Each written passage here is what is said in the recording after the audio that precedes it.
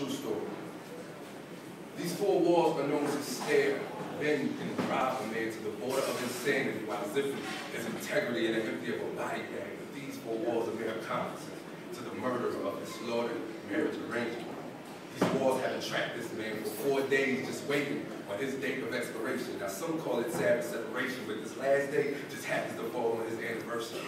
With a memory of I do, it slices like blades through his brain, and he replays it over and over in his head until memory is suicide. So for hours, he lies and hides behind these four walls, being crushed by the space that separates him from the four pale white mirrors that reflect the shame he's become. Wall one, it shows the darkest side of him, where there's no eyes, no face, or emotion. It's just a silhouette of disaster captured in this blank of a page, perpetrating as a wall. Over hangs a framed picture of bleeding ears bounded by wedding rings inside of a broken jaw, entitled Silence Kills Them All, swinging more still than the shadow, which appears more of a hollow corpse outlined in chalk, pinned in the elegance of his wife's divorce signature. Now, wall two, it reveals a small window that, if it glanced view to his soul, it would show the whisper of a woman in his ear. Behind this window, latched shut, glass bust by her promise of trust, while her scented hands on the cut rope tied around his feet, saying, "Baby, it's safe, just jump."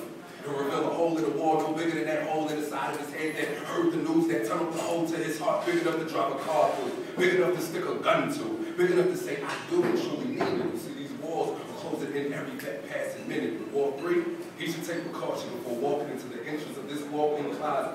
Wilder, found 5 days ago, a name too humble for his pride to pronounce, a picture of his wife and his man too recent to convince himself he has no secrets. Seeing visions of the man next door infiltrating this room, her tongue through his flesh, her lust, and his bones, her bones become unsteady, his pockets become too heavy, him moaning. His wife brings the logic. This is what she meant by her skeletons in the closet.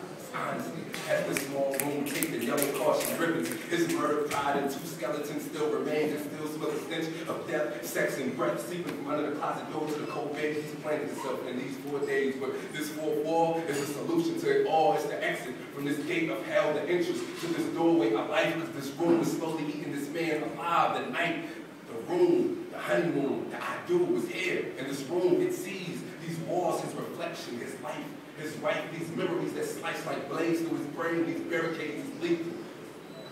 A fly couldn't survive on these walls, so when duty calls, people in that 4 or 5 hour concealment paint each wall with the love he had for his wife. The night she came to serve his divorce papers, saw a sight that only these 4 walls could see. He was murdered, and the 4th and 3, and the 4th, rest in peace.